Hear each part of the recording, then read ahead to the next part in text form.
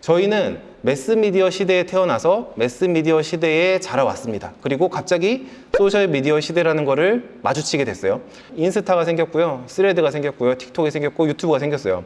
그래서 내가 떠들 수 있게 됐어요. 무슨 말이냐면은 원래는 세 개의 큰 방송국이 있었다면은 지금은 사람 한 명 한 명 한 명이 다 각자의 방송국을 가진 채로 자기 얘기를 하고 있는 세상이 됐다라고 생각을 하시면 돼요. 그러면 이제 뭐가 제일 근본적으로 달라진 거냐? 옛날 같으면 내가 떠들어서 우리 치과가 여기 있어요 라고 알릴 만한 툴이 별로 많지가 않았어요. 근데 지금은 내가 떠들어서 사람들이 나를 잘 발견하게 만들 만한 그런 방법들이 많아진 겁니다. 그러니 어떤 일이 벌어지냐? 상권과 입지의 위력이 박살이 납니다.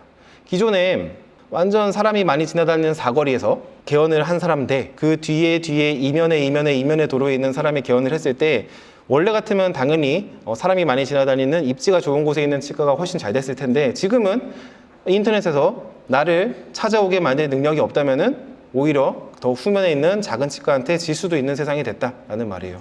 이거를 상당히 무섭게 받아들이셔야 되고, 나는 지금까지 그렇게 떠들지 않고도 잘했는데 지금까지의 세상과 앞으로의 세상은 또 많이 다를 거예요. 그래서 앞으로는 내가 떠들지 않으면은 내 앞에 있는 사람이 떠들어서, 내 뒤에 있는 사람이 떠들어서, 내 옆에 있는 사람이 떠들어서 사람들의 관심을 가져갈 거예요.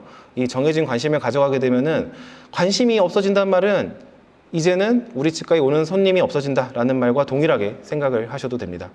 그래서 나에 대해서 꼭 떠들어서 사람들이 나를 발견하기 쉽게 만들어 주셔야 되시고, 이때 내가 어떤 말을 떠들 것인가 약간의 힌트를 드리자면은, 내가 하고 싶은 말을 할 것이 아니라 환자분들이 진짜로 듣고 싶은 말이 뭔가, 궁금해하는 말이 뭔가, 그래서 이거 내가 이 환자분한테 도움을 줄 수 있는 말이 뭔가를 한번 고민해 보시면은 좋은 콘텐츠를 만들 수 있지 않을까라는 생각이 듭니다.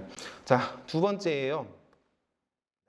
제가 이제 여러 가지 책들을 읽어보다 보니까 러셀 브런슨의 마케팅 설계자라는 책이 되게 좋은 책인데 한번 읽어보시면 좋겠고, 거기에 뜨거운 고객, 따뜻한 고객, 차가운 고객이라는 개념이 나와요. 그래서 이거를 저희 치과에 맞게 조금 더 변형을 한번 해봤어요. 저는 문 원장님을 만나기 위해서 3시간 거리에서 버스를 타고 왔어요. 이런 마음을 가지고 병원에 찾아오시는 분들을 뜨거운 마음을 가지고 찾아오시는 환자, 뜨거운 환자라고 분류를 하기로 했어요. 그래서 이거를 한 글자로 줄이면은 팬이 되겠죠. 근데 거꾸로 차가운 환자분들이 계십니다. 이런 환자분들은 내가 이 병원에서 치료받을지 저 병원에서 치료받을지 아직 결정을 못 하셨어요 라고 생각하시면 틀려요. 그 정도만 결정을 못한 게 아니라 진짜로 이 치료가 나한테 필요한가? 필요하지 않은가?에 대한 결정조차 못 내리신 분들이에요. 그러니 이런 차가운 환자분들을 끌고 잘 상담을 해서 치료까지 받게 만들면 어떤 일이 벌어지느냐? 치료 과정에서 나타날 수 있는 그런 불편감들 있잖아요. 수술을 했더니 아파요, 부어요, 피가 나요. 그런 것들조차 이 사람들한테는 컴플레인이 됩니다. 왜냐면은 내가 원했던 치료가 아니고 내가 하고자 했던 치료가 아니잖아요. 그거를 우리가 억지로 설득해서 하게 만든 거기 때문에 이 사람들한테는 늘상 있는 그런 일들조차 컴플레인의 재료가 됩니다. 따라서 차가운 환자를 보는 거는 엄청나게 어려운 일이 되겠죠.